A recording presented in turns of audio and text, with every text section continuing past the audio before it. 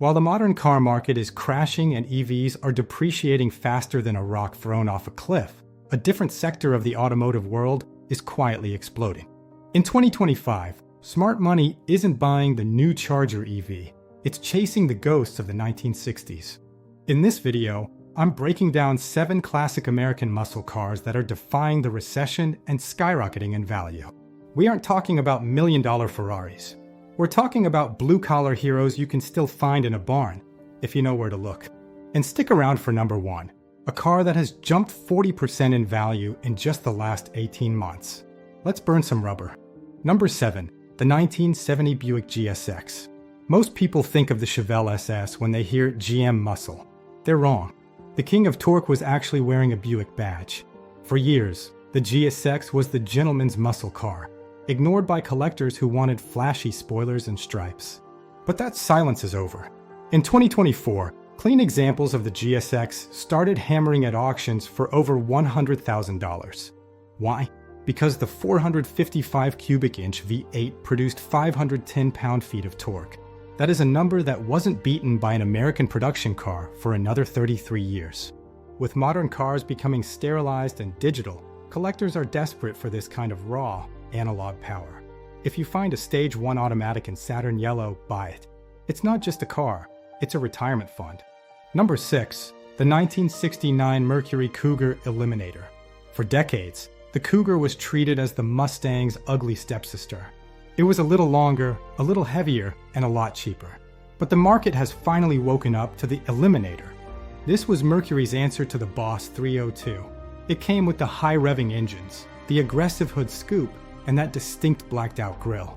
Here is the financial reality. A Boss 302 Mustang is now out of reach for 90% of enthusiasts. The Cougar Eliminator offers the exact same mechanical thrill for about 70% of the price. But that gap is closing fast. Haggard evaluation tools show a sharp uptick in interest for wing and spoiler cars from the late 60s. The secret is out. Number 5, the AMC AMX.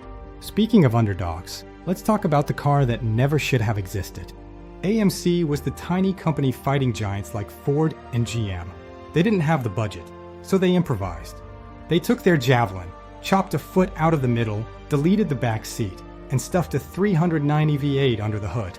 The result was a 2-seater Corvette fighter that was terrifying to drive in the rain and absolutely electric on a drag strip. For a long time, you could pick these up for peanuts. Now, try finding a clean 390 Go package for under $40,000. It's getting harder. The AMX is unique because it's the only steel-bodied, 2-seater American sports car of that era aside from the first Thunderbird. Uniqueness creates scarcity, and scarcity drives value. Number 4, the 1966 Chevy 2 Nova SS. If you want to know what a street fighter looks like, this is it. The Chevy 2 started life as an economy car, a grocery getter for your grandmother. But in 1966, Chevrolet realized that if they dropped a 327 L79 engine into this lightweight shoebox, it would embarrass cars costing twice as much. The box Chevy look has become iconic in the Restomod scene, which is actually driving up the price of stock examples.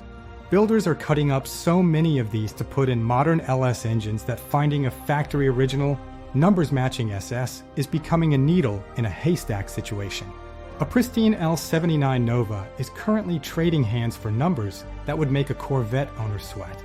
It's simple physics: small car, big engine, massive profit potential.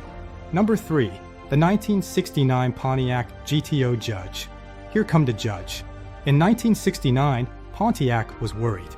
The Roadrunner was stealing their sales with cheap speed and cartoon characters. So, Pontiac created a pop culture icon.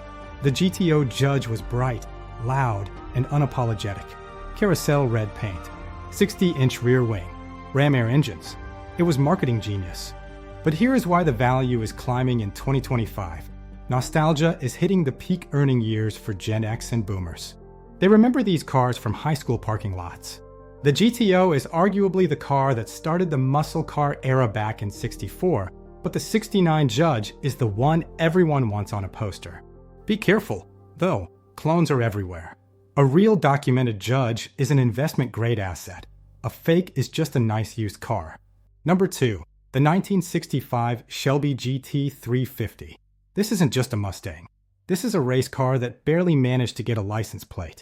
When Carroll Shelby got his hands on the Mustang, he didn't care about comfort. He removed the back seats, stiffened the suspension until it rattled your teeth, and tuned the engine to scream. The 1965 models are the purest of the breed. They are raw, loud, and smell like gasoline and adrenaline. In a world of silent EVs and autonomous driving, the visceral experience of a 65 Shelby is becoming priceless.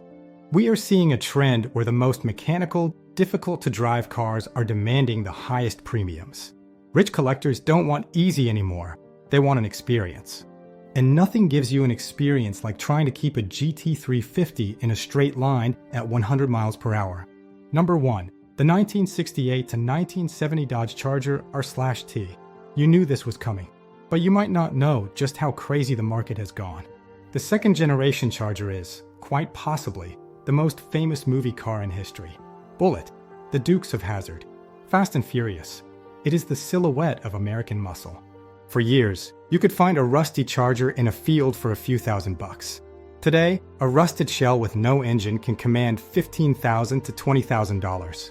If you are talking about a genuine R/T with a 440 Magnum or the legendary 426 Hemi, you are looking at six figures, easily. The reason it hits number 1 isn't just the price, it's the liquidity. If you list a clean 69 Charger for a fair price today, it will be gone by tomorrow. The demand is global. From Japan to Germany, the world wants the bad guy car. It is the gold standard of Mopar muscle, and unlike the US dollar, they aren't printing any more of them. The window to get into these cars at a reasonable entry point is closing.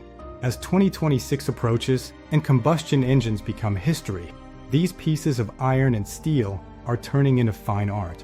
Which one of these would you put in your garage? Or is there a sleeper I missed that you're hoarding parts for? Let me know in the comments below. If you enjoyed this look at the market, make sure you subscribe. In the next video, I'm going to show you how to spot a fake, numbers-matching car so you don't lose your life savings on a scam. You don't want to miss that.